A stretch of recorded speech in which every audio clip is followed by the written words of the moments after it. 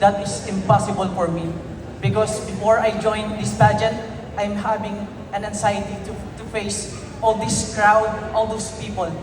And now, with that quote, with that Bible verse, I am now standing with you with a firm stand, and I will inspire people to do the same. Thank you. Thank you so much. Next up, Mr. Rizal Province. Hello, good evening. Any message for your supporters? I just want to say thank you to my supporters who's always been there throughout all my journey, especially to my mom, to my dad, to my family, who's giving me strength to stand here and answer your question, ma'am. Alright. So, hindi pa yun yung final question mo. Practice pa lang yan. Okay, so now please speak your question.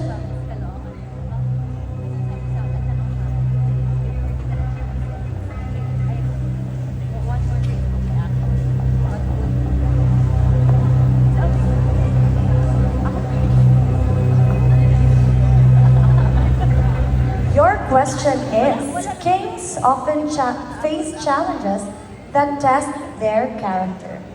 How do you handle situations that challenge your integrity? Again, kings often face challenges that test their character. How do you handle situations that challenge your integrity? Of course, ladies and gentlemen, good evening. We are all perfectly imperfect. Sometimes we win, sometimes we learn, but we never lose. So don't lose hope, don't lose chances, because once you have hope, everything is possible. And if you believe in the power of positivity, everything is possible. Thank you. Thank you so much for that very empowering answer. Next is Cebu Province. Hello, any people who want to greet? I would like to greet my family members over there. I didn't know they would come here. What a surprise. And I want to say thanks to my team based in Cebu and to all my supporters that are online. Thank you. Alright, it's now time to pick your question.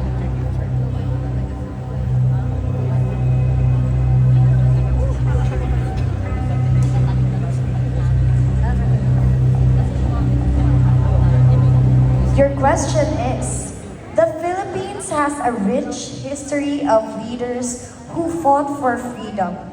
Which Filipino historical figure do you admire most and why? Again, the Philippines has a rich history of leaders who fought for freedom. Which Filipino historical figure do you admire most and why?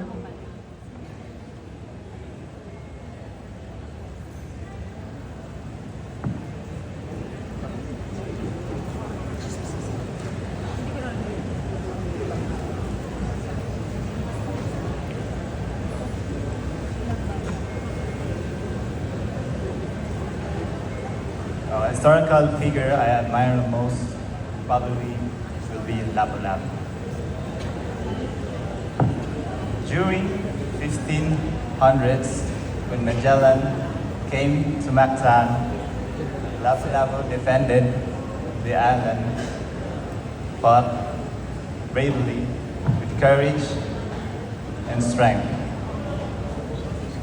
And that's why he is my historical figure I admire the most. Thank you. Thank you so much, Mr. Cebu Province. Next is Mr. San Carlos City, Pangasinan. Please pick your question.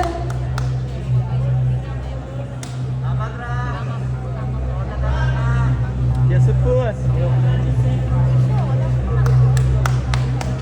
Kings are often seen as symbols of strength and wisdom. How do you balance these qualities in your daily life? Again, kings are often seen as symbols of strength and wisdom. How do you balance these qualities in your daily life?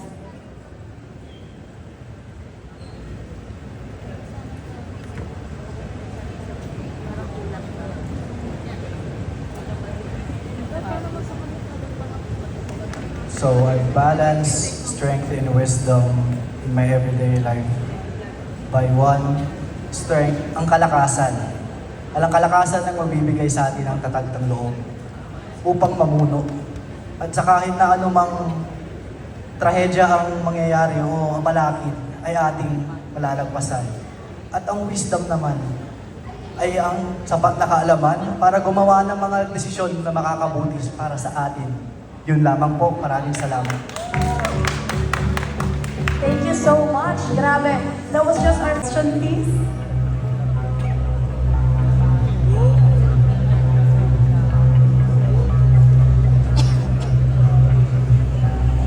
Your question is, Jose Rizal is often considered as a symbolic king of Filipino intellect and patriotism. How does his legacy inspire us as Filipinos? Again, Jose Rizal is often considered as a symbolic king of Filipino intellect and patriotism. How does his legacy inspire you as a Filipino? Good evening. Na-inspire ako kay Dr. Jose Rizal sapagkat hindi dahas ang panlaban sa lahat. Minsan, kailangan natin gamitin ang talino at utak natin at hindi natin kailangan maging madaas. Maraming salamat. Thank you so much, Mr. Bulacan Province. Moving on to Pasig City.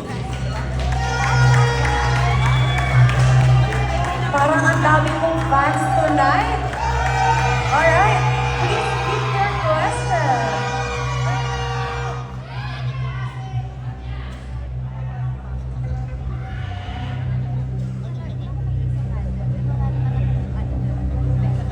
As a representative of the Philippines, how would you promote Filipino heritage on an international stage?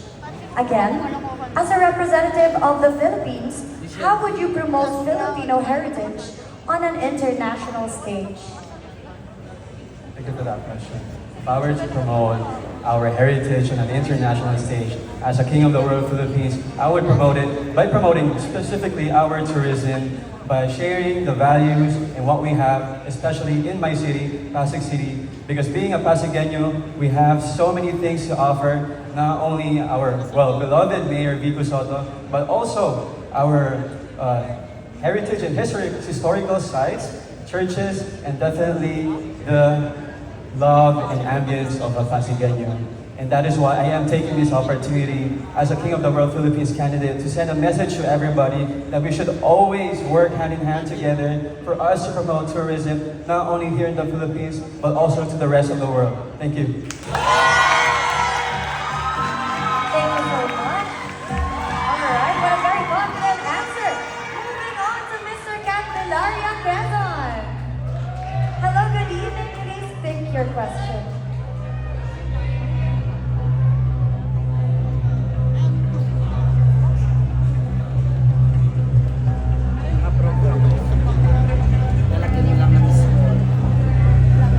Your question is, the Bayanihan spirit reflects unity among Filipinos. How would you incorporate this value into your reign as King of the World Philippines? Again, the Bayanihan spirit reflects unity among Filipinos. How would you incorporate this value into your reign as King of the World Philippines? Ang ating bansa ay nakakaranas ngayon ng di pagkakaintindihan. Kaya naman nais kong gamitin ang platapormang ito upang gisingin ang ating kapwa Pilipino na magkaroon ng bayanihan. Dahil sa pamamagitan ito ay magkakaroon tayo ng pagkakaintindihan at mas magiging progresibo ang ating bansa. At sa pamamagitan nito ay makakamit natin ang maayos at numero unong bansang magkakamit na maayos at progresibo. Hindi lamang po at maraming salamat. Thank you so much. Okay, up next is Mr. Kainta Rizal. Kamusta, kuya? Good, think positive lang. Thank you, and good evening sa inyo. Alright, it's time to pick your question.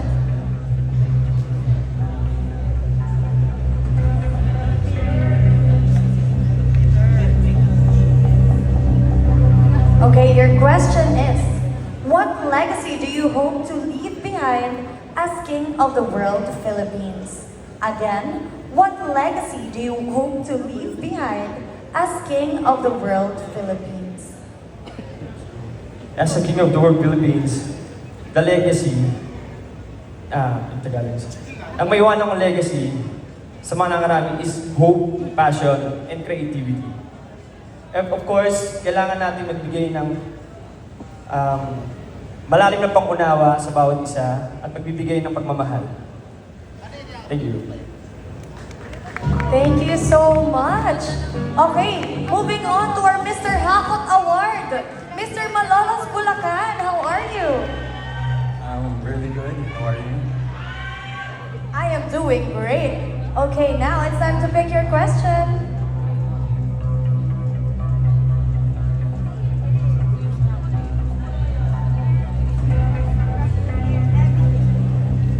Your question is, if crowned, how would you use your title to empower young men in the Philippines to become leaders in their communities? Again, if crowned, how would you use your title to empower young men in the Philippines to become leaders in their communities? Thank you. Good evening, everyone. Hi. Okay, if I am crowned as your King of the World Philippines, first, I would empower them by encouraging to take that step. Take that step. No matter how scared you can be, no matter how afraid you are, because taking that step might mean making that mistake, but mistakes can give you learning, and learning empowers you to be inspired, to be motivated, and to be just of service for the people, by the people, and of the people. Thank you. Thank you so much, and I will keep that in mind. Hello, good evening. Please pick your question.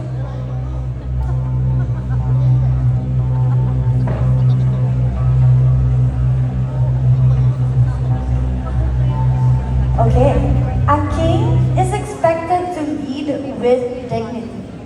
How would you define dignity in leadership?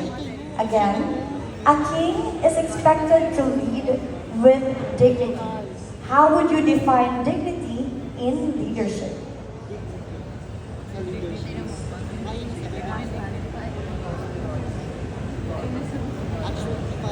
Being a king is not easy, and being a king has a lot of responsibilities.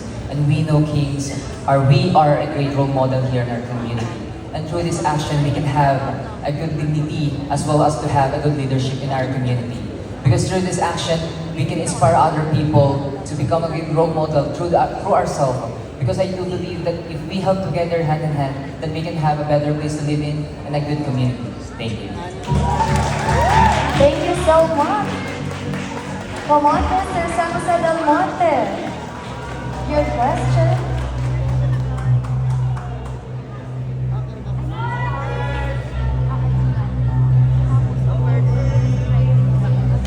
If you could rule one aspect of society, political, economical, peace, and order, what would it be and why? Again, if you could rule one aspect of society, political, economic, health, peace, and order, what would it be and why?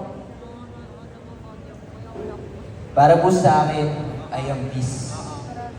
Dahil po, ako ay naniniwala na tayong mamamayang Pilipino ay pag nagkaisa-isa, naniniwala ako na pag tayo ay nagkaisa-isa, naniniwala ako na isa yun sa susi para sa isang magandang kinabukasan at pagunlad sa ating bansa. Yun lamang po, and I thank you. Thank you so much. Next up, Mr. Necros Oriental.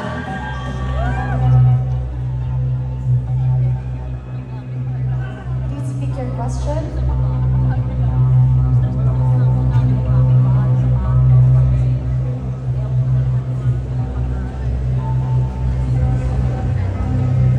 Your question is, what do you think is the most important quality a modern day king should possess? And why? What do you think is the most important quality of a modern day king should possess? And why? I would say spend more quality time with your family.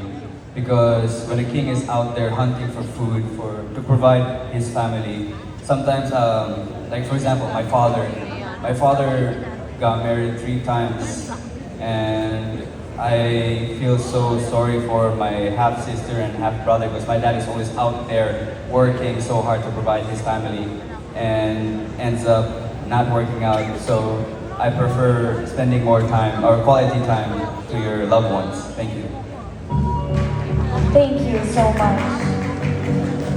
Next is Mr. Panga Province. Hello, good evening. Any message to your fans? Hi, hello. Thank you for watching here tonight. To my tito and mga nanay, thank you so much. Okay, it's time to pick your question.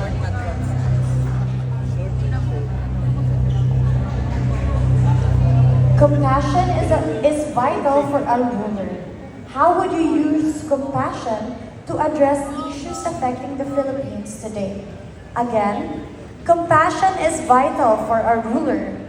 How would you use compassion to address issues affecting the Philippines today? I believe compassion is one of the most important things to do today. Like we're experiencing discrimination here in the Philippines, like what I've said earlier. But being compassionate and encouraging others to strive, encouraging others to go out in their comfort zone, encouraging others to go out in their comfort zone because they'll never know what's ahead of them. Good evening. Thank you so much. Okay. Please step forward, Mr. Santa Rosa, Laguna. Please pick your question.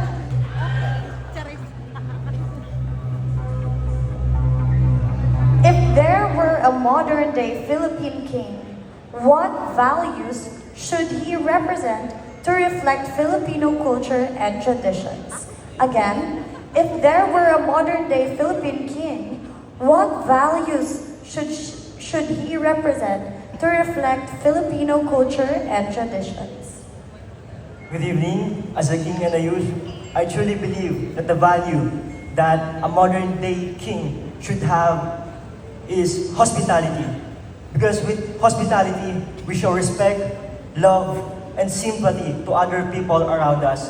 And by that, we can promote positive things and get outside of our comfort zone and promote to achieve our dreams inside our home, society, and our world. So as the king of the world, Philippines, I want to take this opportunity to remind and encourage everyone to open up their hearts and mind to hold the power of love, respect, and hospitality. And lastly, let us always remember that we are one and united in creating and building a world which is progressive, productive, and powerful. Thank you. Thank you so much for that very powerful answer.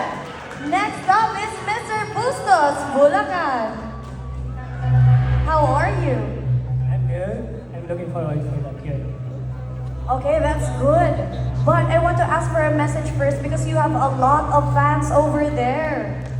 I really want to say thank you to all my, especially my friends, family, my cousins. Thank you so much. Okay, please speak your question.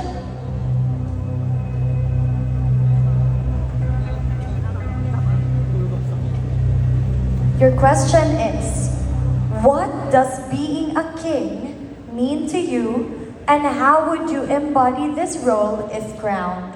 Again, what does being a king mean to you, and how would you embody this role if crowned? Thank you. All my personal experience have contributed to who I am now. And an empowered king who is worthy to be the next King of the World Philippines 2025. And with my hard work and dedications and determinations, I am ready to be your next King of the World Philippines 2025. Thank you. Thank you so much. All right, there you have it, ladies and gentlemen. Our